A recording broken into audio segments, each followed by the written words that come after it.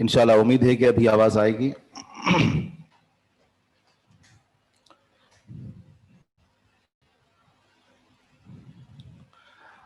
تھوڑی دیر پہلے مجھے معلوم ہوا کہ آپ کا سبق آیت نمبر 58 تک پہنچا ہے. ایسا ہی ہے؟ قرآن کریم کا ترجمہ آیت نمبر 58 تک. جی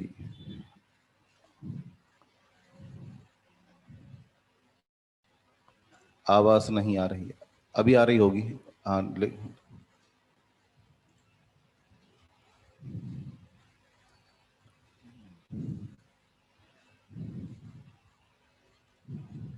ٹھیک ہے.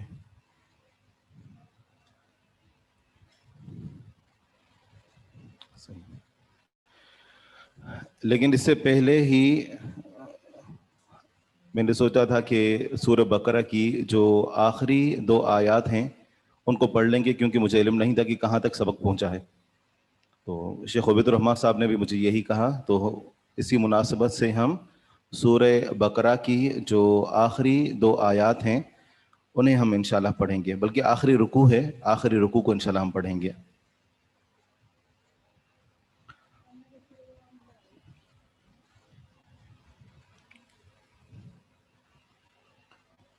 ٹھیک ہے، تو ہم آخری رکوع شروع کرتے ہیں. اعوذ باللہ من الشیطان الرجیم. للہ ما فی السماوات وما فی الارض وَإِن تُبْدُوا مَا فِي أَنفُسِكُمْ أَوْ تُخْفُوهُ يُحَاسِبْكُم بِهِ اللَّهُ فَيَغْفِرُ لِمَن يَشَاءُ وَيُعَذِّبُ مَن يَشَاءُ وَاللَّهُ عَلَى كُلِّ شَيْءٍ قَدِيرٌ. اللہ تبارک و تعالیٰ اس آیت مبارکہ میں یہ خبر دے رہا ہے کہ آسمانوں اور زمین میں جو کچھ ہے وہ اللہ کا ہے. اللہ تعالیٰ کا کیسے ہے؟ نمبر 1 پیدا کرنے کے اعتبار سے، نمبر 2 ملکیت کے اعتبار سے، اور نمبر 3 رزق کے اعتبار سے، اور نمبر 4 تدبیر کے اعتبار سے، پلاننگ کے اعتبار سے.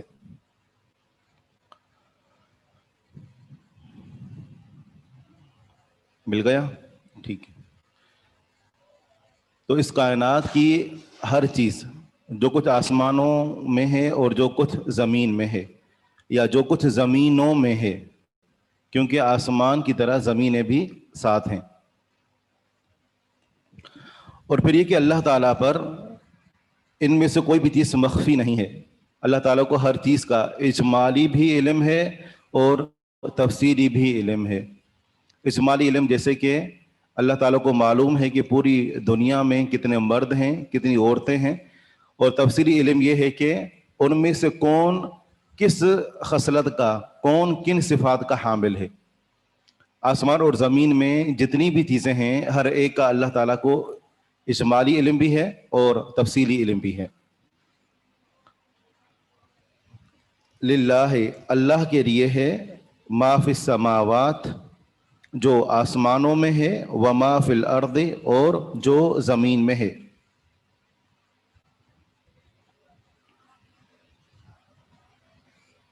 وَإِن تُبْدُوا اور ان اگر تبدو تم ظاہر کرو، اور اگر تم ظاہر کرو، ما جو فی انفسکم تمہارے نفسوں میں ہے، او یا تخفوہ تم اسے چھپاؤ، یحاسبکم محاسبہ کرے گا، حساب لے گا تم سے، بھی اس کے ساتھ، اللہ تعالی. للہ ما فی السماوات و ما فی الارض اللہ ہی کے لیے ہے جو آسمانوں اور زمین میں ہے. وَإِن تُبْدُوا مَا فِي أَنفُسِكُمْ اور اگر تم ظاہر کرو جو تمہاری نفسوں میں ہے، او تخفوہ یا تم اسے چھپاؤ، یحاسبکم بہ اللہ حساب کرے گا، محاسبہ کرے گا تمہارا اس کے ساتھ اللہ تعالی. فَيَغْفِرُ پس وہ بخش دے گا، لمن یشاء جسے چاہے گا، وَيُعَذِّبُ اور عذاب دے گا، من یشاء جسے چاہے گا، واللہ اور اللہ تعالی علی کل شیء قدیر ہر چیز پر قدرت رکھنے والا ہے. اس آیت مبارکہ میں اللہ تبارک و تعالیٰ نے یہ بات واضح فرمائی ہے کہ جو کچھ تمہارے نفسوں میں ہے اور جو کچھ تم کرتے ہو، جو کچھ چھپاتے ہو، جو کچھ ظاہر کرتے ہو، وہ سب اللہ تبارک و تعالیٰ کے سامنے واضح ہے۔ یہاں آپ سے ایک سوال ہے، انسان کے دل و دماغ میں بہت سارے خیالات پیدا ہوتے ہیں، سوچیں آتی ہیں، ان میں سے کچھ سوچیں گناہوں کی پلاننگیں بھی ہوتی ہیں۔ تو ان گناہوں کی پلاننگ، گناہوں کی جو سوچیں ہوتی ہیں، کیا ان گناہوں کی سوچ پر انسان کا مواخذہ کیا جائے گا، پکڑ کی جائے گی، یا اللہ تعالیٰ معاف فرما دے گا؟ ایک شخص سے اس نے چوری کا پلان بنایا، پوری اس نے تیاری کی، رات کا انتظار کیا، رات کے وقت اپنے گھر سے وہ نکلا، ساری پلاننگ کی، لیکن جیسے ہی گھر میں داخل ہونے لگا اچانک اس کی چوکیدار پر نظر پڑ گئی اور وہ پیچھے ہٹ گیا۔ اس کو گناہ ملے گا کہ نہیں ملے گا؟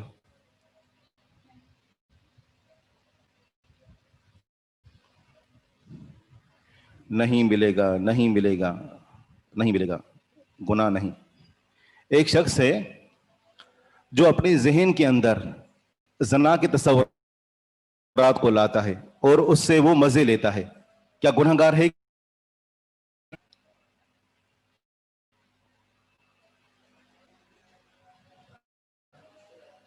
ہاں، جان بوجھ کر لاتا ہے۔ موقف جو ہے جلدی جلدی تبدیل ہو رہے ہیں، ٹھیک ہے، کوئی کہہ رہا ہے کہ ہاں ہو رہا ہوگا، کوئی کہہ رہا ہے کہ نہیں جلدی جلدی گناہ گار ہوگا۔ اس حوالے سے ایک اصول ہمیشہ اپنے ذہن میں بٹھا لیں، یہ آپ کو زندگی بھر کام آئے گا، ٹھیک ہے جی۔ انسان کے دل و دماغ میں جو خیالات پیدا ہوتے ہیں، آگے پوری اس کی تفصیل آ رہی ہے، لیکن پہلے ہمیں معلوم ہو تو ہمیں آیت کریمہ کو سمجھنے میں آسانی ہوگی۔ انسان کے دل و دماغ میں جو سوچیں آتی ہیں وہ 5 طرح کی ہوتی ہیں، 5 مراحل سے انسان کی سوچ گزرتی ہے۔ سب سے پہلے انسان کے دماغ میں خیال آیا اور آ کر چلا گیا، بس اوقات انسان اس کے اوپر توجہ بھی نہیں دیتا۔ اس کو عربی زبان میں حاجس کہتے ہیں، حاجس، ہا الف جیم اور سین، حاجس۔ خیال آیا اور آ کر چلا گیا، جیسے انسان یہ سوچے کہ برائی کرے لیکن اچانک خیال آتے ہی چلا گیا، اس نے کوئی سوچا نہیں۔ تو یہ جو حاجس ہے اس کے اوپر کوئی پکڑ نہیں ہے، ٹھیک ہے، چاہے کسی بھی طرح کی کوئی بھی برائی، کوئی بھی سوچ آئے۔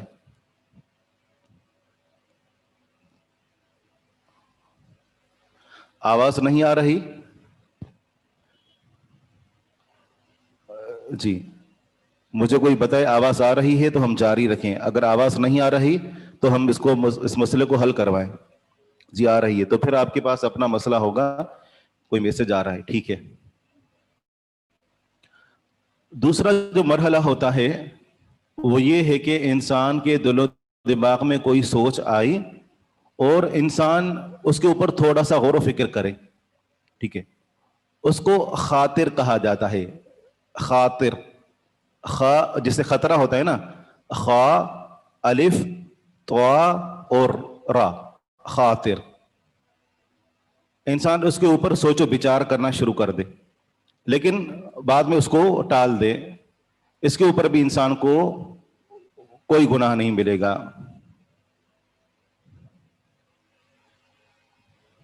ٹھیک ہے۔ اس کے بعد جو اگلا مرحلہ ہے وہ ہے کہ انسان کے دل و دماغ میں خیال پیدا ہو اور انسان اس کے بارے میں سوچ و بچار کرے اور کسی نتیجے تک پہنچے کہ یہ کرنا چاہیے یا نہیں کرنا چاہیے۔ ایک مرتبہ پھر ہم ریوائز کرتے ہیں، پہلا کیا تھا؟ سوچ آئی اور آ کر نکل گئی، اس پر کوئی گناہ نہیں ہے، اس کو کہتے ہیں حاجس، حاجس۔ دوسرے نمبر پر خاطر، خیال آیا، اس نے اس کے اوپر سوچا اور اس کو دفع کر دیا، رد کر دیا، نکال دیا دماغ سے، اس کو کہا جاتا ہے خاطر۔ تیسرے نمبر پر حدیث النفس سے، انسان اپنے آپ سے بات کرتا ہے، حدیث النفس، نفس کے ساتھ بات کرنا۔ انسان جو ہے وہ سوچے کہ ہاں یہ کام کرنا چاہیے، ٹھیک ہے نا، اور اس کے اوپر سوچو بچار بھی شروع کر دے، ٹھیک ہے نا، صرف یہاں تک ہی معاملہ رہے اور بعد میں آ کر سوچ نکل جاتی ہے تو اس کے اوپر بھی کوئی گناہ نہیں ہے. انسان اگرچہ سوچتا ہے, ٹھیک ہے نا, دل و دماغ میں اس نے جو ہے وہ ایک پلاننگ کی ہوتی ہے, لیکن وہیں تک پلاننگ کی حد تک بات ہوتی ہے, آگے وہ کچھ کرتا نہیں ہے. اس کو کہتے ہیں حدیث النفس. حدیث النفس بھی معاف ہے. اس سے جو اگلا مرحلہ ہوتا ہے, چوتھا مرحلہ, اور اسے کہا جاتا ہے ہم. ہم, ہا اور میم. ہم کا مطلب ہوتا ہے سوچنا, ٹھیک ہے نا. اب اس مرحلے میں جب سوچ پیدا ہو جاتی ہے, وہ ارادہ کر لیتا ہے, کہ ٹھیک ہے اب جو ہے وہ فیصلہ ہو چکا, اب برائی کے لیے آمادہ ہے, اور اس نے فیصلہ کر لیا. ہم پر بھی اللہ تعالیٰ نہیں معاف پکڑے گا, ہم بھی معاف ہے, ہم کو بھی اللہ تعالیٰ نے معاف کر دیا ہے. اس بارے میں حدیث انشاءاللہ آگے آئے گی. آخری جو مرحلہ ہے وہ ہے عزم کا. عزم اردو میں بھی ہم استعمال کرتے ہیں, پختہ سوچ. اور وہ یہ ہے کہ اتنا یعنی مضبوطی کے ساتھ انسان نے فیصلہ کر لیا کہ اس کو عملی جامہ پہنانے کے لیے باقاعدہ نکل کھڑا ہوا. ٹھیک ہے, جیسے آپ کے دل میں دماغ میں سوچ آتی ہے کہ پانی پینا چاہیے, لیکن پھر آپ نے وہ سوچا بھی نہیں. دوسرا ہے کہ پانی پینا چاہیے نہیں پینا چاہیے, ہاں طلب تو ہو رہی ہے لیکن رہنے دیں. پھر اس کے بعد اگلا مرحلہ کیا آتا ہے کہ ہاں پانی پیتے ہیں, لیکن جو ہے وہ یہ بات یہیں پر رہ گئی. اگلا یہ ہے کہ فیصلہ کر لیا, ہاں پانی پیتے ہیں, اور یہ فیصلہ ہو چکا ہے, اور یہ تھوڑا یعنی انسان کی کوشش بھی جو ہے وہ اس میں عمل دخل ہوتا ہے, لیکن ابھی مکمل طور پر یعنی فائنل نہیں ہوا ہوتا. آخری مرحلہ یہ ہوتا ہے عزم کا, کہ انسان باقاعدہ اٹھ کھڑا ہو اور جا کر گلاس پکڑے اور پانی پینے کی کوشش کرے. یہ جو ہے وہ فائنل ہے. اب یہ جو آخری مرحلہ ہے, اس میں اگر انسان مبتلا ہو جاتا ہے تو پھر انسان گنہگار ہے. یہ جو آخری مرحلہ ہے, جیسے رسول اللہ صلی اللہ علیہ وسلم نے فرمایا کہ جب ایک مسلمان اپنے مسلمان بھائی کو قتل کرنے کے لیے آتا ہے, ٹھیک ہے نا, اور دوسرا بھی اس کو قتل کرنے کے لیے آتا ہے, اور ان میں سے ایک دوسرے کو قتل کر دیتا ہے, تو قاتل اور مقتول دونوں جہنم میں جائیں گے. صحابہ کرام نے پوچھا یہ تو قاتل ہے, اس کا تو پتہ چل رہا ہے اس نے قتل کیا, لہذا اس کا جہنم میں جانا بنتا ہے, لیکن جو مقتول ہے وہ جہنم میں کیوں جائے گا؟ تو فرمایا کہ انہ کان حریصا علی قتل صاحبہ, کہ وہ اپنے ساتھی کے قتل پر حریص تھا. اگرچہ وہ اپنے اس ارادے کو عملی جامہ نہ پہنا سکا, لیکن باقاعدہ اس نے تلوار لی, عزم کیا, اور آ کر قتل کرنے کے لیے سامنے آیا, لیکن اس کا وار چوک گیا. تو فرمایا کہ دونوں جہنم میں. تو عزم ہوا, اور عزم کی وجہ سے انسان کو پکڑا گیا. قرآن کریم میں ہی جیسے کئی مقامات پر حکم دیا گیا ہے کہ تم بدگمانی سے بچو, ٹھیک ہے نا. بدگمانی گناہ ہے. بدگمانی کیا ہے؟ سوچ ہے. یہ بندہ سوچتا ہے نا, لیکن سوچ اگر ان مراحل سے گزرے اپنے مسلمان بھائی کے بارے میں, تو اس سوچ پر گناہ تب تک نہیں ہے کہ جب تک آپ اس کے بارے میں پختہ یقین نہیں کر لیتے. مثال کے طور پر آپ کی کوئی چیز گم ہو گئی, آپ شک گزرتا ہے ہر ایک کے اوپر, اس پر گناہ نہیں ہے, لیکن آپ کسی مسلمان کو نامزد کر کے اور آپ اس کے بارے میں دل میں بٹھا لیں کہ یہی چور ہے, پختہ گمان کر لے, یہ بدگمانی ہے, یہ گناہ ہے. ٹھیک ہے, تو یہ جو ہے وہ عزم جو انسان کر لیتا ہے اس کے اوپر انسان کو گناہ ہوگا.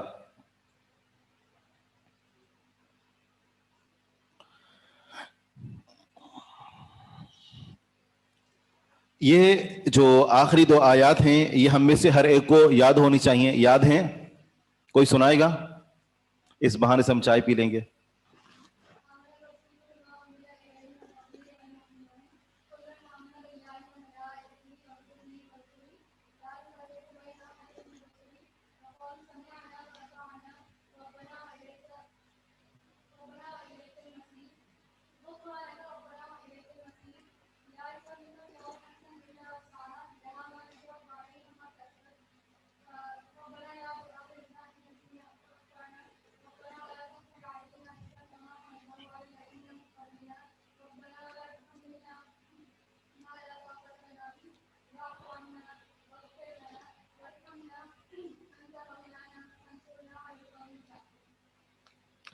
احسنتم, بارک اللہ فیکم و جزاکم اللہ خیرا.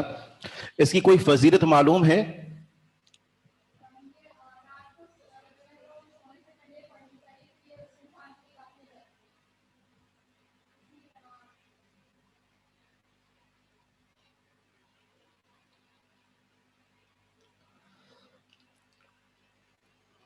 جو شخص رات میں اس کو پڑھے گا اس کے لیے کافی ہو جائیں گی. یہ جو 2 آیتیں ہیں اس بارے میں یہ روایت صحیح مسلم کے اندر بھی موجود ہے، اور بلکہ صحیح بخاری صحیح مسلم دونوں کے اندر یہ حدیث موجود ہے کہ جو شخص اس آیت کو، ان 2 آیتوں کو پڑھے گا تو رات بھر کے لیے اس کو کافی ہو جائیں گی. یہ حدیث نہیں ہے کہ یہ جو پڑھ کر سو جاتا ہے تو اس کی دعا قبول ہوتی ہے، اس طرح کی کوئی حدیث نہیں ہے. ہاں یہ ہے کہ یہ بذات خود یہ جو دعا ہے یہ دعا یا کلمات ہیں اور اللہ تعالیٰ ان کو قبول فرماتا ہے، لیکن یہ نہیں کہ اس کے پڑھنے کے بعد جو دعا مانگیں گے وہ دعا قبول ہوگی، اس طرح کی کوئی حدیث نہیں ہے. دعا کی قبولیت کا ویسے ہی اللہ تعالیٰ نے وعدہ فرمایا ہے. جی ہاں،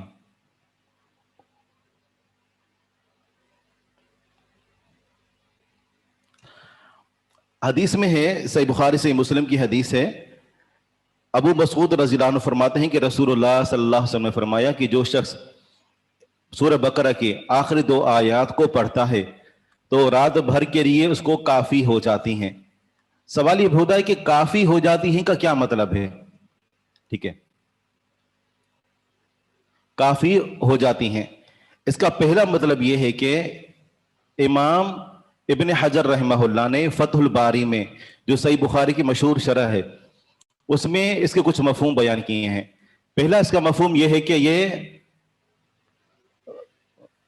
قیام اللیل سے کافی ہو جاتی ہے، پوری رات کے قیام سے. اگر کوئی شخص رات کو اٹھ نہیں سکتا اور وہ ان 2 آیتوں کو پڑھ کر سو جاتا ہے تو پورے رات کے قیام سے یہ 2 آیتیں اس کے لیے کافی ہو جاتی ہیں. ٹھیک ہے،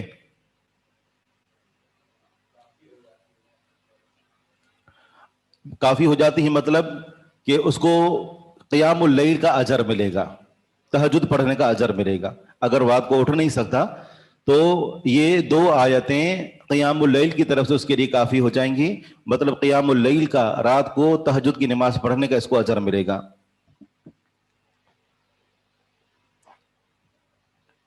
جی ہاں، تہجد کا اجر. دوسرا اس کا مفہوم یہ ہے کہ یہ جو 2 آیتیں ہیں قرآن کریم پورا کا پورا انسان کے لیے ہدایت ہے، رحمت ہے.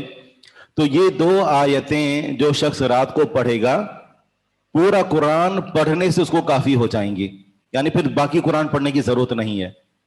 یہ 2 آیتیں پڑھ لیں تو یہ 2 آیتیں پورے قرآن سے اس کے لیے کافی ہو جائیں گی.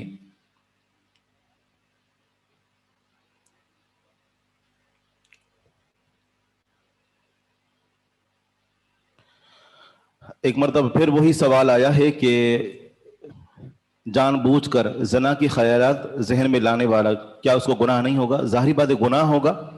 جو اپنے ذہن میں زنا کی خیالات لاتا ہے وہ گنہگار شخص ہے.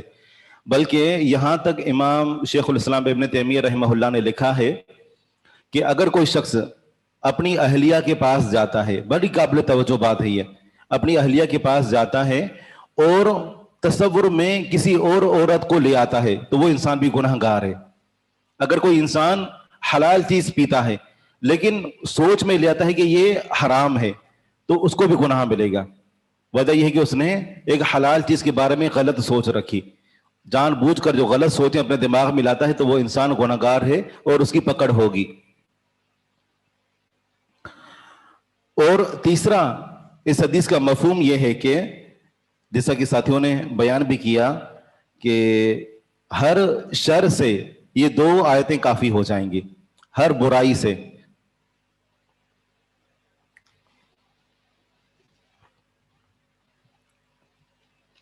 ٹھیک ہے، ایک اور ہے اس کا مفہوم جو ابن حجر رحمہ اللہ نے بیان فرمایا ہے، اور وہ یہ ہے کہ یہ جو 2 آیتیں ہیں عقیدے کے حوالے سے، کیونکہ اس کے اندر مجمل عقیدہ بیان کیا گیا ہے، عقیدے کے حوالے سے یہ 2 آیات اس کو کافی ہیں.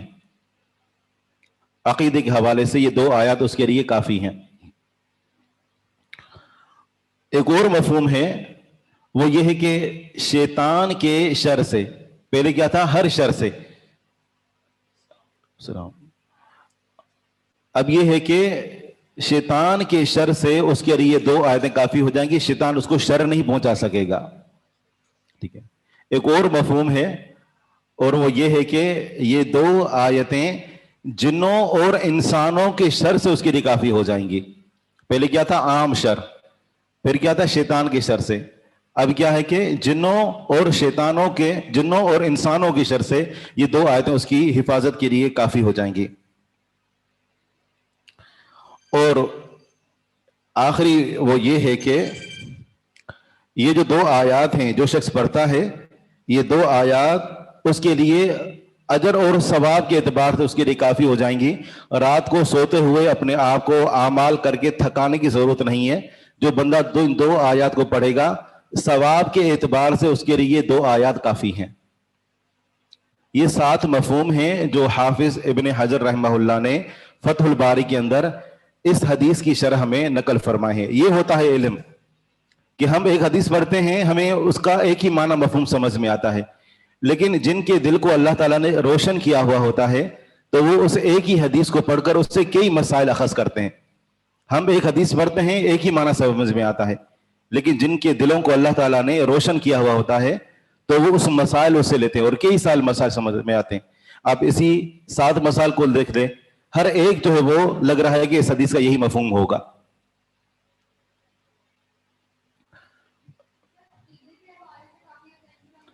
मतलब ये है कि इजमाली अकीदा कि जिसके ऊपर ईमान लाना जरूरी है, ये अकीदे के लिहाज से काफी हैं कि अगर इंसान इन पर इजमाली तौर पर ईमान लाता है तो उसका ईमान काबिल कबूल है। आखिरी पूछ रहे हैं कि आखिरी वो ये है कि अजर और सवाब के लिहाज से ये 2 आयतें काफी हैं। रात को सोते हुए इंसान ये चाहता है कि उसकी नेकियों में इजाफा हो, तो सवाब के लिहाज से ये 2 आयतें काफी हो जाएंगी।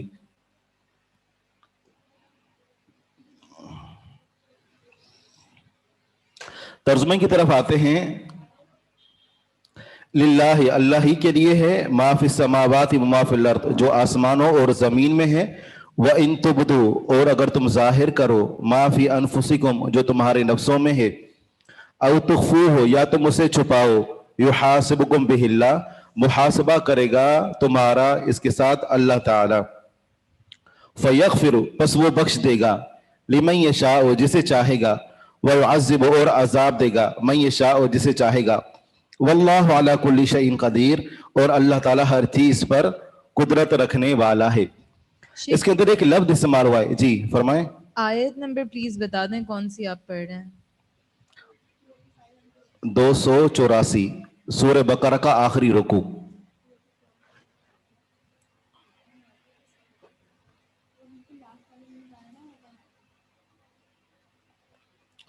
आयत मुबारका में एक लफ्ज इस्तेमाल हुआ है, फयगफिरु लिमन यशा।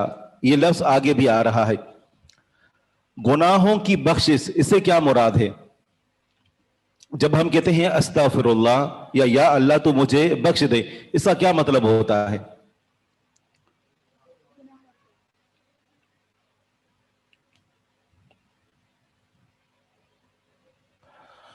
आमतौर पर हमारे जहनों में यही मफहूम आता है कि या अल्लाह तू हमारे गुनाहों को माफ फरमा दे। ये ठीक है, ये मफहूम है, लेकिन इस लफ्ज के अंदर बहुत ज्यादा जामियात है।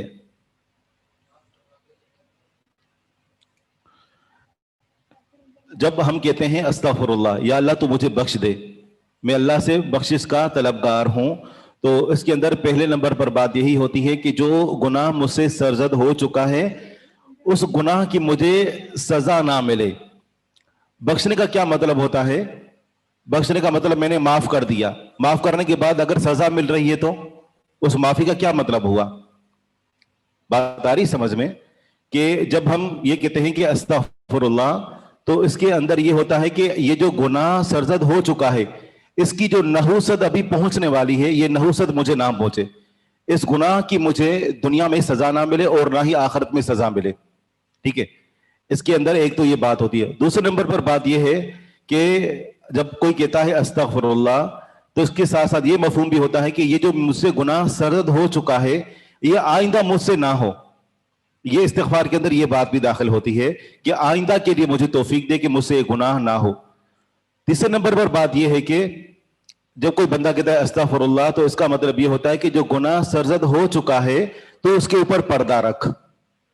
ये तीनों चीजें शामिल होती हैं कि गुनाह की सजा जो दुनिया और आखिरत में मिलने वाली है उससे मुझे बचा, आइंदा के लिए मुझे इस गुनाह से बचा ले, हिफाजत फरमा ले, और इस गुनाह जो मुझसे सरजद हो चुका है इसके ऊपर पर्दा रख। जब आप अस्तगफिरुल्लाह कहते हैं तो गोया ही आपके जहन में हो या ना हो, आप इन तीनों चीजों का सवाल कर रहे होते हैं। ठीक है, तो ये बड़ा जामे लफ्ज है और इस माना को हाजिर रखते हुए फिर जो है वो अल्लाह ताला से इस्तिगफार करना चाहिए। क्योंकि अगर इंसान से गुनाह हो चुका लेकिन वो गुनाह आगे जाहिर हो रहा है तो उसका माना ये कि अल्लाह ताला उसको सजा तो दी, ठीक है ना। गुनाह का जाहिर हो जाना ये अल्लाह ताला की तरफ से सजा होती है। इसका माना कि इसका जो इस्तिगफार था वो काबिल कबूल ना हुआ। जब इस्तिगफार करते हैं तो उसमें यह बात भी शामिल होती है कि इस गुनाह के ऊपर पर्दा रख और लोगों के सामने मुझे रुसवा ना करना, और ना ही क़यामत के दिन जब रूसुल खलाइक पूरी दुनिया पूरे जहान के लोग वहां मौजूद होंगे उस वक्त भी अल्लाह ताला पर्दा रखेगा। तो ये इस्तिगफार के अंदर ये सारे इसके माने हैं। तो फरमाए कि अल्लाह ताला जिसे चाहता है माफ कर देता है और जिसे चाहता है अजाब देता है। अल्लाह ताला हर चीज पर कुदरत रखने वाला है।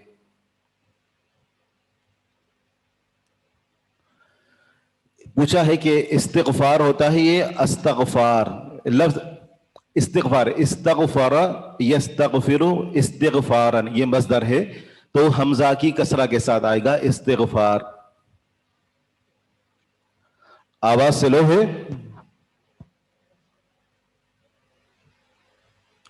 गुनाह सरजद होना मतलब गुनाह का वाक़या होना, उर्दू का लफ्ज है ये जी। हाँ बिल्कुल। आगे है आमना,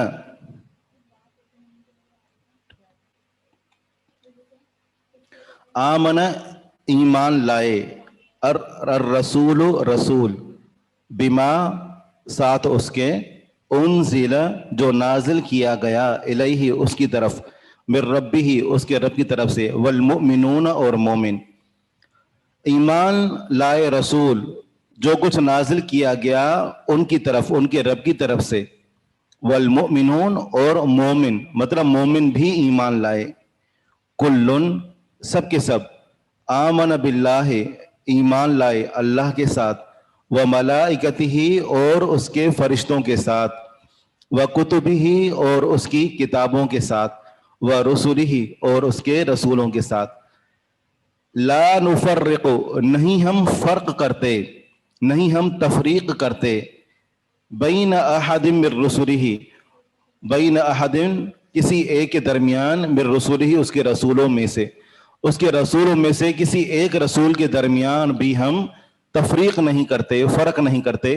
तमाम पर तमाम रसूलों पर तमाम किताबों पर बिला तफरीक हम ईमान रखते हैं।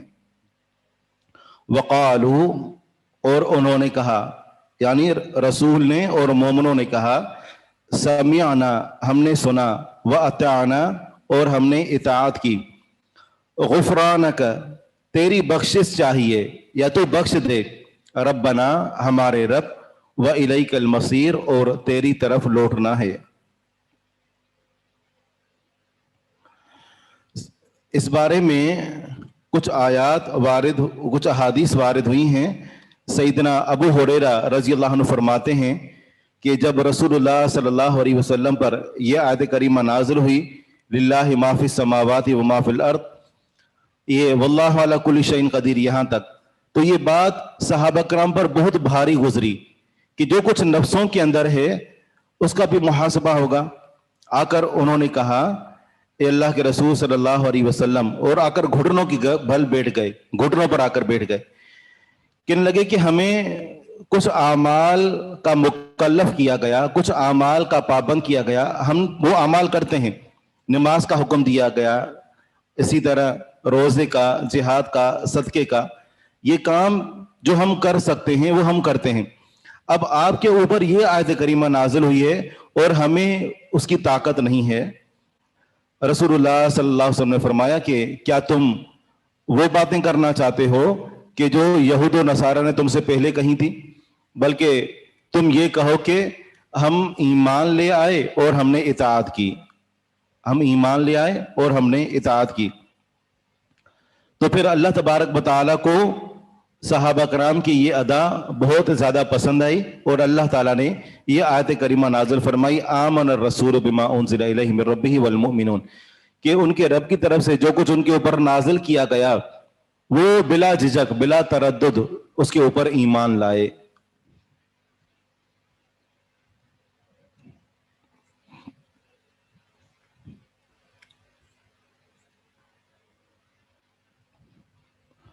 غفرانک، تیری بخشش چاہیے، تجھ سے بخشش کا سوال کرتے ہیں، تجھ سے بخشش کا مطالبہ کرتے ہیں۔ یہ کلام کے اندر جو عبارت ہے وہ محذوف ہے، یہ آگے آپ پڑھیں گے تو غفرانک کا چھوٹا سا لفظ ہے، لیکن اس کا معنی یہی ہے کہ ہم تیری بخشش چاہتے ہیں۔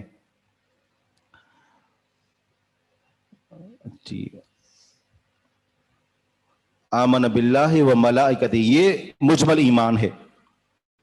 ایمان، اس کے مقابلے میں ایک اور لفظ استعمال ہوتا ہے اسلام۔ کیا آپ کو معلوم ہے کہ ایمان اور اسلام میں کیا فرق ہے؟ کوئی بتائے گا؟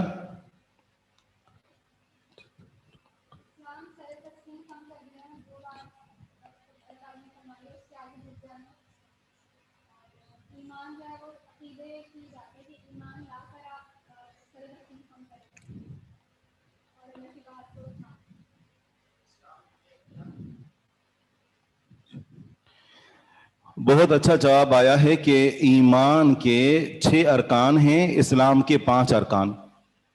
اسلام میں ظاہری چیزیں ہیں، جیسے کلمہ شہادت ہے، انسان اس کو زبان سے پڑھتا ہے، ظاہری چیزیں۔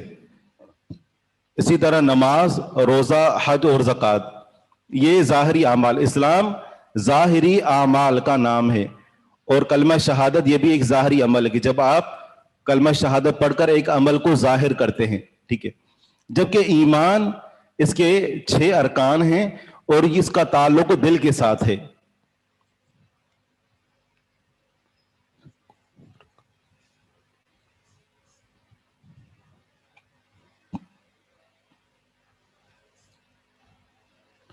بہت اچھا، صحیح۔ ایک اور قول جو یہاں پر پہلے سے انہوں نے ذکر کر دیا وہ یہ ہے کہ ایمان اور اسلام یہ ہر ایک سے دونوں مطلوب ہیں، ٹھیک ہے نا۔ ہر مسلمان، ہر مومن سے دونوں چیزیں مطلوب ہیں۔ کبھی اسلام مسلمان کہہ کر مومن مراد ہوتا ہے اور مومن کہہ کر مسلمان مراد ہوتا ہے، لیکن جب یہ دونوں ایک جگہ استعمال ہوں گے اور اگر ہم ان میں فرق کرنا چاہیں گے تو پھر فرق اسی طرح کیا گیا ہے کہ اسلام ظاہری ارکان کا نام ہے، جبکہ ایمان اس کا تعلق دل کے ساتھ ہوتا ہے۔ ایک اور سوال ہے کہ ایمان اور عقیدے میں کیا فرق ہے؟ عقیدہ، عقیدہ کسے کہتے ہیں؟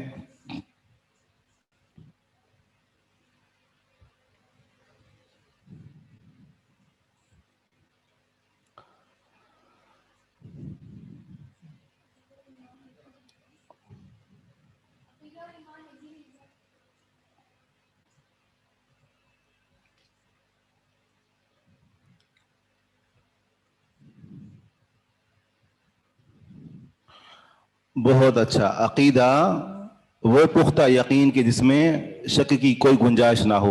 اصل میں عقیدہ یہ عقد سے لیا گیا ہے، اور عقد کا معنی ہوتا ہے گرہ لگانا۔ جب کوئی انسان کسی کے ساتھ کوئی خرید و فروخت کرتا ہے تو ہم کہتے ہیں کہ اس نے اس کے ساتھ جو ہے وہ عقد کیا۔ عقد خرید و فروخت کے موقع پر جو آپس میں معاہدہ طے ہوتا ہے اس کے لیے بھی لفظ عقد استعمال ہوتا ہے۔ اور ویسے عقد کا معنی کیا ہوتا ہے؟ گانٹھ لگانا، گرہ لگانا، اردو کا لفظ سمجھ رہے ہیں۔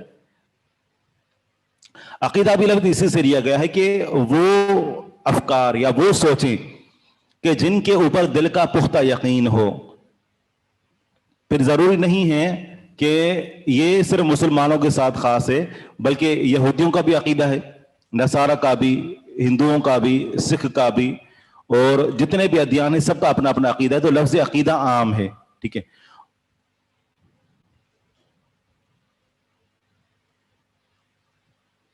جی عقیدے میں ایمان کے ارکان ہوتے ہیں، ٹھیک ہے، ایمان کے ارکان یہ بھی اس کے اندر شامل ہوتے ہیں، اور اسی طرح دیگر امور بہت ساری اور چیزیں جو عقیدے کے ساتھ تعلق رکھتی ہیں وہ بھی اس کے اندر شامل ہیں عقیدے کے اندر۔ مثال کے طور پر حاکمیت کا معاملہ ہے، حاکم اس کی جو ہے وہ یعنی اس کا کہنا ماننا، اس کی اطاعت کرنا، پیروی کرنا، یہ بھی عقیدے کے باب میں شامل ہے۔ اور تو عقیدے کا جو باب ہے وہ بہت زیادہ وسیع باب ہے، ٹھیک ہے نا، جبکہ ایمان جو ہے یہ ایمان کے 6 ارکان ہیں اور عقیدہ یہ زیادہ بڑا لفظ ہے۔ یہاں سے ایک اور سوال پیدا ہوتا ہے کہ ایک ہے اسلام ایمان، ان دونوں میں فرق، اور ایک ہے ایمان اور عقیدے میں فرق، اور ایک ہے عقیدہ اور توحید میں فرق۔ توحید کسے کہتے ہیں؟ ٹھیک ہے، اللہ تعالیٰ کے بارے میں جتنی بھی باتیں ہیں، اللہ تبارک و تعالیٰ کی توحید الوہیت اور ربوبیت اور اسماء اور صفات پر ایمان، اس کو توحید کہا جاتا ہے۔ تو توحید کا لفظ یہ اللہ تعالیٰ کے ساتھ خاص ہے، جبکہ ایمان کا جو تعلق ہے اس کے 6 ارکان ہیں، اس کے اندر 6 چیزیں شامل ہیں۔ ان میں سے ایک چیز جو اللہ تعالیٰ کے ساتھ ہے، جو اللہ تعالیٰ کے ساتھ خاص ہے، اسے ہم توحید کہتے ہیں۔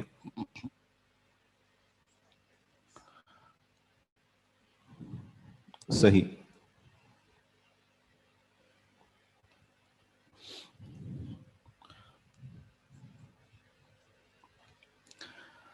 ملائکہ، یہاں یہ ہمیں معلوم ہونا چاہیے کہ فرشتوں کو ملائکہ کیوں کہا جاتا ہے؟ ملائکہ اس کی جو واحد ہے وہ ملکن ہے، ٹھیک ہے نا، ملکن، اور ملک بادشاہ کو کہتے ہیں۔ اور ملکن جو لفظ ہے یہ لیا گیا ہے الوکتن سے، حمزہ لام واو کاف اور تا، الوکہ، اس کا معنی ہوتا ہے پیغام، الالوکہ الرسالہ، یہ پیغام کے معنی میں استعمال ہوتا ہے۔ چونکہ یہ جو فرشتے ہوتے ہیں یہ اللہ تبارک و تعالی کے پیغام کو اپنے بندوں تک جو ہے وہ اس کے بندوں تک پہنچاتے ہیں۔ اللہ تعالیٰ اور اس کے بندے کے درمیان جو ہے یہ قاصد ہوتے ہیں، کچھ اعمال کو لے جانے والے، کچھ کائنات کے اندر تبدیلیاں کرنے والے، کچھ بارش برسانے والے، کچھ کوڑوں کے ذریعے سے جو ہے یہ بادلوں کو ادھر سے ادھر لے جانے والے، کچھ ہواؤں پر، کچھ سمندروں پر، ہر جگہ پر یہ فرشتے اللہ تعالیٰ کے نمائندے ہیں، ٹھیک ہے نا۔ تو اس نمائندگی کی وجہ سے فرشتوں کو ملکن کہا جاتا ہے، اور ملک کا معنی کیا ہوتا ہے؟ نمائندہ، پیغام پہنچانے والا، پیغام رساں۔ لا یکلف اللہ نفسا الا وسعها، نہیں مکلف کرتا، نہیں تکلیف دیتا اللہ تعالیٰ کسی نفس کو الا وسعها، مگر اس کی طاقت کے حساب سے، الا وسعها، مگر اس کی وسعت کے برابر۔ لہا، اس کے لیے ہے، یعنی نفس کے لیے ہے، ما کسب، جو اس نے کمایا، یعنی جو اس نے نیکیاں کمائیں اس کا فائدہ اسی ہی کو ملے گا، وعلیہا، اور اسی ہی کے اوپر ہے، مکتسبت، جو اس نے کمایا، یعنی گناہ۔ لہا ما کسبت کا تعلق نیکی کے ساتھ ہے، وعلیہا مکتسبت کا تعلق گناہ کے ساتھ ہے۔ انسان کے لیے ہے جو اس نے نیکیاں کمائیں، اور انسان کے خلاف ہے، انسان کے اوپر ہے، انسان کے ضد میں ہے وہ جو اس نے گناہ کیے۔ ربنا، اے ہمارے رب، لا تؤاخذنا، نہ تو ہماری پکڑ کرنا، ان نسینا، اگر ہم بھول جائیں، نسینا بھول جائیں، او اخطأنا، یا ہم غلطی کریں۔ ربنا، اے ہمارے رب، ولا تحمل، اور نہ تو اٹھانا، علینا، ہم پر، اسرن، بوجھ، کما حملتہ، جس طرح تو نے اسے اٹھایا، علی الذین، ان لوگوں پر، من قبلنا، جو ہم سے پہلے تھے۔ ربنا، اے ہمارے رب، ولا تحملنا، تحمل کا معنی ہوتا ہے نہ تو ہمارے اوپر لادنا، ہمارے اوپر اٹھانا، اور تحملنا، ہم سے نہ اٹھوانا۔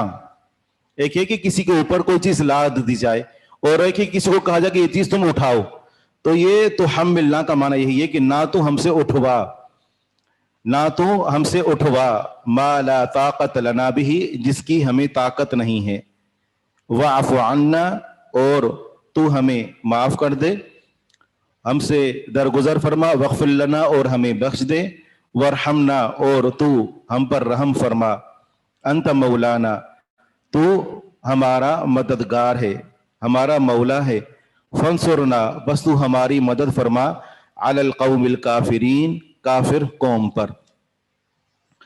بہت زیادہ اس آیت کریمہ کے اندر جامعیت ہے۔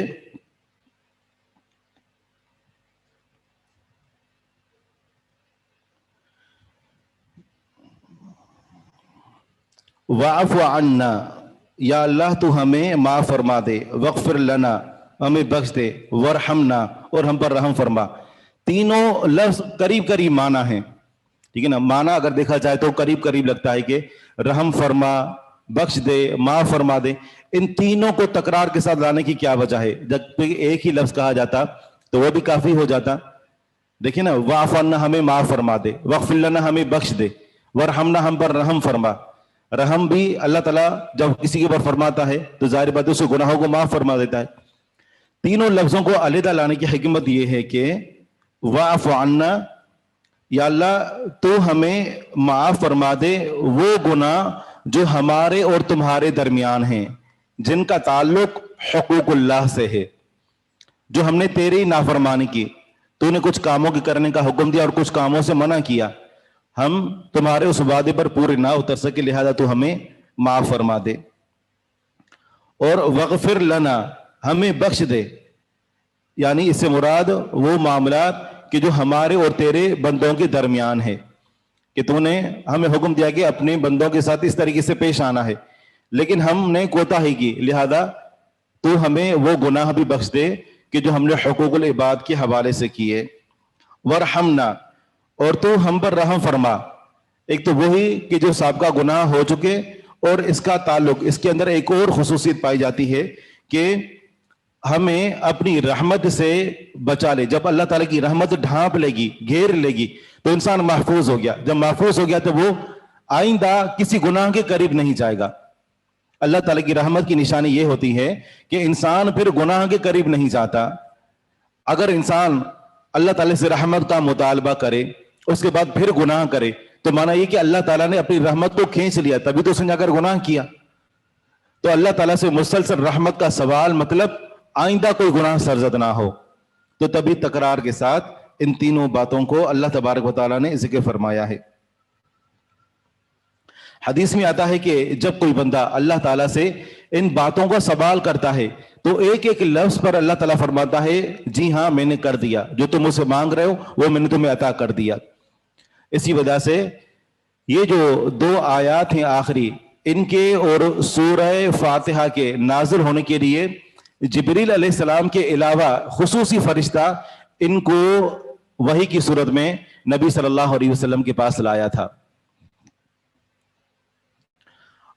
اور یہاں پر یہ آیات مبارکہ ختم ہوتی ہیں تو ابن جریر ابو اسحاق پیراری کی روایت ہے کہ معاذ بن جبل رضی اللہ عنہ جب اس سورت کو پڑھ کر فارغ ہوتے اور فنصرنا علی القوم الکافرین کہتے تو اس کے بعد آمین کہا کرتے تھے، اور آمین کا معنی ہوتا ہے قبول فرما، استجب۔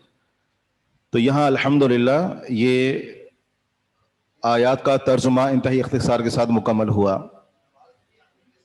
جی ہاں، نماز میں بھی آمین کہہ سکتے ہیں، جبکہ کچھ نے تو یہاں تک لکھا ہے کہ نماز میں جہرن بھی آمین کہی جا سکتی ہے اس سورت کو پڑھنے کے بعد، اس آیت کو پڑھنے کے بعد۔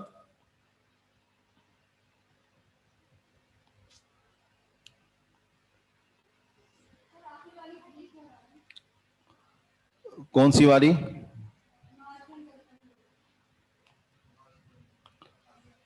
آمین، جی اس بارے میں یہ صحابی کا قول ہے، یہ سیدنا معاذ بن جبل رضی اللہ عنہ جب اس سورت کو پڑھ کر فارغ ہوتے تو آمین کہا کرتے، اور یہ روایت طبری کے اندر موجود ہے۔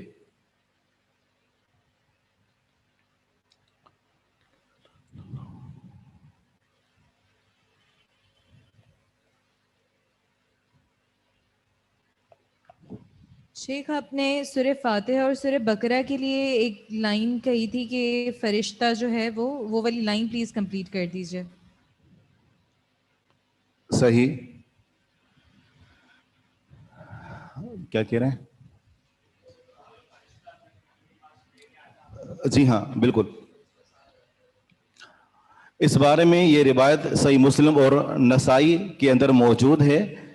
اس میں یہ ہے کہ ابن عباس رضی اللہ عنہ فرماتے ہیں، ابن عباس رضی اللہ عنہما فرماتے ہیں کہ نبی صلی اللہ علیہ وسلم کے پاس جبریل علیہ السلام بیٹھے ہوئے تھے تو اچانک ایک آواز سنی، اوپر سے ایک آواز آئی. تو جبریل علیہ السلام نے اپنی نگاہ کو آسمان کی طرف اٹھایا اور کہنے لگے کہ یہ وہ دروازہ ہے جو آسمان سے آج اسے کھولا گیا ہے اور اس سے پہلے اس دروازے کو کبھی نہیں کھولا گیا. فرماتے ہیں کہ اس سے ایک فرشتہ نازل ہوا، اترا، وہ نبی صلی اللہ علیہ وسلم کے پاس آیا اور اس نے آ کر کہا ابشر بنورین قد اوتیتہما، آپ کو دو نور، دو روشنیاں، ان کی خوشخبری ہو کہ جو دو نور آپ کو دیے گئے ہیں، لم یؤتہما نبی قبلک، آپ سے پہلے کسی نبی کو وہ دو نور نہیں دیے گئے. ان میں سے فرمایا کہ فاتحۃ الکتاب سورہ فاتحہ ہے، و خواتیم سورۃ البقرہ، اور سورہ بقرہ کی ختم ہونے والی جو دو آیات ہیں. آگے بڑی عظیم بات فرمائی کہ لن تقرأ حرفا منہما الا اوتیتہ، اگر آپ ان میں سے کوئی بھی حرف پڑھیں گے تو آپ کو وہ عطا کیا جائے گا. جو کچھ آپ سورہ فاتحہ میں مانگتے ہیں، جو کچھ ان دو آیتوں کو پڑھ کر مانگتے ہیں، وہ آپ کو عطا کیا جائے گا. اسے روایت کیا ہے مسلم نے اور نسائی نے.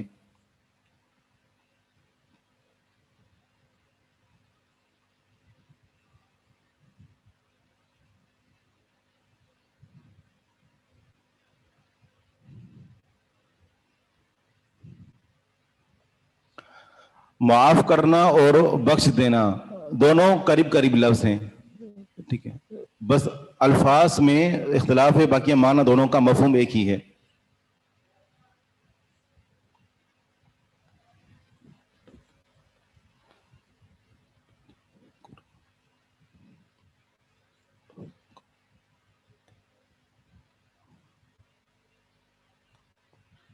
یہ سمجھ نہیں آیا، قرآن میں تو احکامات ہوتے ہیں، قرآن کریم میں احکامات ہوتے ہیں، یہ بات سمجھ نہیں آئی. جی ہاں احکامات ہیں، قرآن کریم کے اندر خوشخبریاں بھی ہیں، قرآن کریم میں ڈرانا بھی ہے، قرآن کریم میں قصص بھی ہیں، قرآن کریم میں احکامات بھی ہیں، قرآن کریم میں توحید بھی ہے، جنت جہنم کا تذکرہ بھی ہے. تو ساری چیزیں ہیں قرآن کریم کے اندر.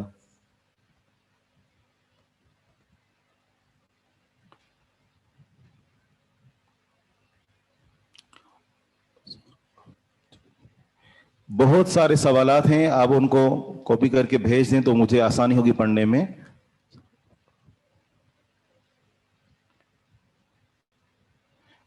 نہیں میں نہیں پڑھاؤں گا، شیخ طاہا ہی انشاءاللہ پڑھائیں گے.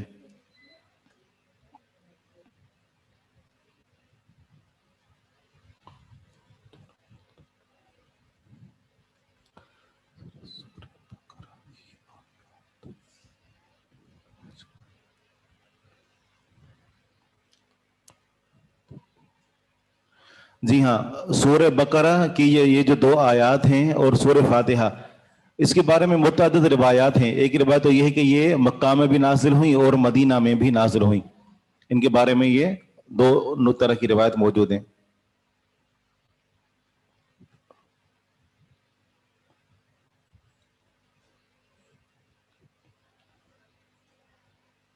جہرن مطلب جہرن، ہاں جہرن، جہرن مطلب بلند آواز سے. بسم اللہ جہری پڑھنا مطلب بلند آواز سے.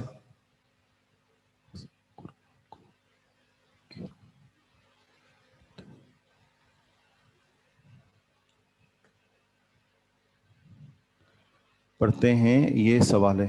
نماز میں قرآن کو کیوں پڑھتے ہیں، یہ سوال ہے. نماز میں قرآن کو کیوں پڑھتے ہیں؟ قرآن کریم کے ذریعے سے اللہ تعالیٰ کی عبادت کی جاتی ہے. نماز عبادت ہے، دعا کرنا عبادت ہے, قرآن کریم کی تلاوت کرنا عبادت ہے. تو نماز ان ساری چیزوں کے مجموعے کا نام ہے. تو قرآن کریم کی تلاوت کی جاتی ہے اللہ تبارک و تعالیٰ کی عبادت کرنے کے لیے, اللہ تعالیٰ کا قرب حاصل کرنے کے لیے.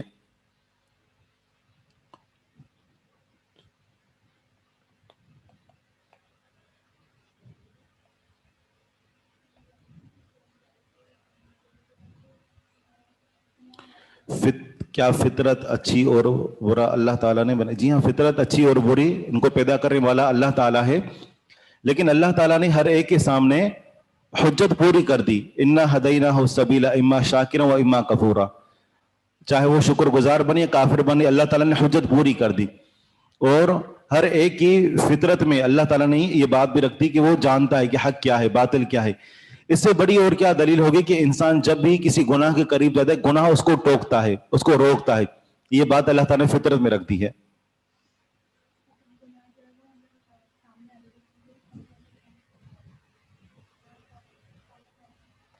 جی ہاں, معراج کے موقع پر بھی اس بارے میں یہ روایت موجود ہیں. ٹھیک ہے, نماز میں یہ سورہ بقرہ کی آخری آیات پڑھ سکتے ہیں. نماز میں یہ سورہ, جی ہاں بالکل پڑھیں گے, یہ ان کو پڑھنا چاہیے, بلکہ یہ افضل ترین جو ہے وہ آیات ہے اور ایک قسم کی دعا بھی ہے. جی بس ٹھیک ہو گیا, نہیں پڑھانا. میرا نام کیا ہے؟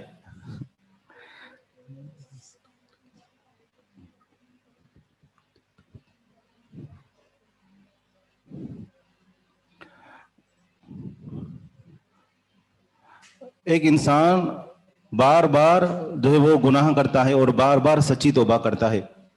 ٹھیک ہے, لیکن اس انسان کو چاہیے کہ جب بھی وہ توبہ کرے سچی توبہ کرے. اور توبہ کے اندر یہ بات بھی داخل ہوتی ہے کہ انسان عزم کرتا ہے کہ آئندہ مجھے گناہ نہیں کرنا, پختہ عزم کر لیتا ہے. جب توبہ کے اندر یہ تمام باتیں شامل ہوں گی, توبہ کی شرطیں آپ کو معلوم ہوں گی کہ انسان جو کچھ کیا ہے اس پر شرمندہ ہو, اس گناہ کو فوراً چھوڑ دے اور آئندہ نہ کرنے کا عزم ہو. اگر حقوق العباد کے ساتھ کوئی معاملہ ہے تو حقوق العباد میں اپنا وہ حق بھی ادا کر دے. ایسا نہیں کہ چوری کی استغفار تو کر رہا ہے لیکن مال بھی ساتھ رکھا ہوا ہے, یہ نہیں, تو اس کا مال بھی اس کو ادا کر دے. جب یہ تمام باتیں پائی جائیں گی تو پھر حدیث میں آتا ہے کہ چاہے ہر مرتبہ انسان سے گناہ ہو, لیکن ہر مرتبہ جب یہ سچی توبہ ہوگی تو اللہ تعالیٰ معاف فرما دے گا. بلکہ ایک حدیث میں تو اللہ تعالیٰ فرماتا ہے کہ اعمل ما شئت فقد غفرت لک, کہ جب تک تم توبہ کرتے رہو گے میں تمہیں معاف کرتا رہوں گا. لیکن ضروری ہے کہ ایسا نہیں کہ انسان توبہ کر رہا ہے لیکن سوچ ہے کہ آئندہ موقع ملا تو پھر گناہ کروں گا, پھر یہ جھوٹی توبہ ہے. بلکہ ایک روایت میں آتا ہے کہ جو انسان توبہ کرتا ہے ساتھ ساتھ گناہ بھی کر رہا ہے تو گویا وہ اپنے رب سے مذاق کر رہا ہے, گناہ کے اوپر اصرار بھی ہے. تو انسان کا پختہ عزم ہو کہ آئندہ میں گناہ نہیں کروں گا تو پھر اللہ تعالیٰ معاف فرما دے گا. اللہ تعالیٰ بندے کی نیت کو جانتا ہے. اور پھر یہ کہ اگر سچی نیت کے ساتھ, دیکھیں بہت سارے جرائم ہوتے ہیں ہماری زندگی کے اندر, ہم نے ان کو چھپایا ہوا ہوتا ہے اور صرف اللہ تعالیٰ مطلع ہوتا ہے. ٹھیک ہے نا, اور اس وجہ سے معاشرے میں ایک مقام کے ساتھ چل پھر رہے ہوتے ہیں, لوگ ہماری عزت کرتے ہیں. ہم ان گناہوں کو چھوڑنا بھی چاہتے ہیں, کئی مرتبہ ارادہ کر چکے ہوتے ہیں لیکن ان کو چھوڑ نہیں پاتے. ٹھیک ہے نا, اس کی وجہ کیا ہے؟ وجہ یہ کہ ہم ارادے میں کمزور ہوتے ہیں, اپنے نفس کے بہکاوے میں جلدی آ جاتے ہیں. اللہ تعالیٰ نے جو بھی نبی صلی اللہ علیہ وسلم کا فرمان ہے, جو بھی اللہ تعالیٰ نے بیماری نازل فرمائی ہے تو اس کی دوا بھی, اس کا علاج بھی اللہ تعالیٰ نازل فرمایا ہے. کوئی اس کو جانتا ہے, کوئی نہیں جانتا. ٹھیک ہے, تو کسی بھی طرح کا کوئی بھی گناہ, کوئی بھی معصیت, اس کا حل ہے.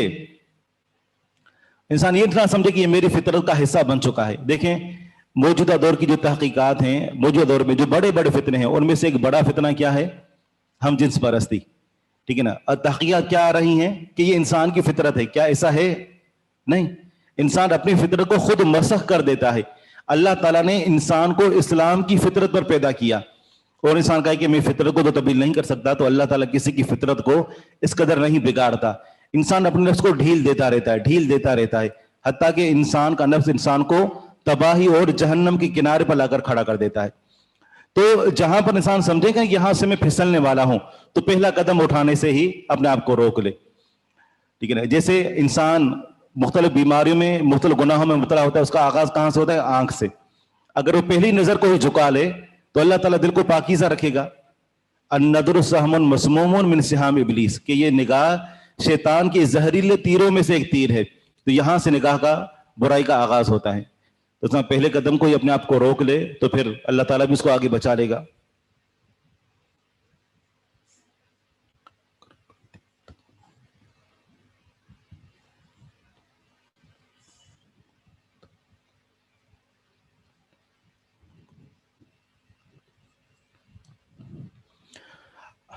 اگر کوئی بندہ کسی سے معافی مانگتا ہے اور سامنے والا قبول نہیں کرتا تو پھر آپ نے اپنا حق ادا کر دیا. ٹھیک ہے، پھر تو اللہ تبارک و تعالیٰ جانتا ہے آپ کی نیت کو. پھر آپ زیادہ اپنے آپ کو ذلیل نہ کریں کہ اللہ تعالیٰ نے ہر ایک کو عزت نفس عطا کی ہے. آپ نے معافی مانگ لی، اتنا کافی ہے. اب اس کے پاؤں پکڑنے کی، اس کے پیچھے بھاگنے کی، پھرنے کی ضرورت نہیں ہے. ٹھیک ہے، آپ نے جو اخلاقی طور پر فریضہ بندہ تھا اب وہ اپنی انا پر ہے. ٹھیک ہے نا، تو پھر آپ اس کو اس کے حال پر چھوڑ دیں. آواز نہیں ہے.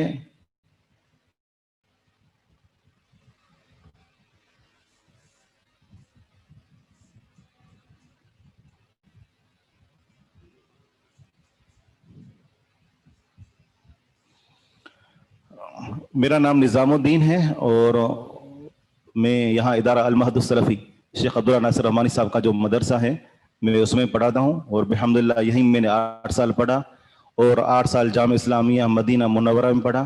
1 سال ہوا ہوئے مجھے یہاں پر آئے ہوئے الحمدللہ. یہ میرا مختصر اور جامع تعارف ہے. امتحان میں سوال نہیں آئے گا.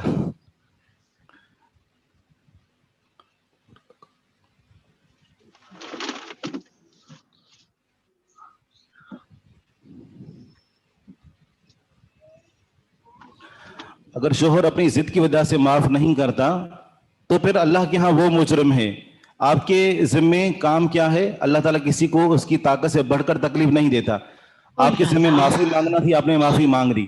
اب اگر وہ معاف نہیں کرتا تو پھر اس کو سوچنا چاہیے. ٹھیک ہے، کیونکہ معاف کرنے والوں کو اللہ تعالیٰ پسند فرماتا ہے.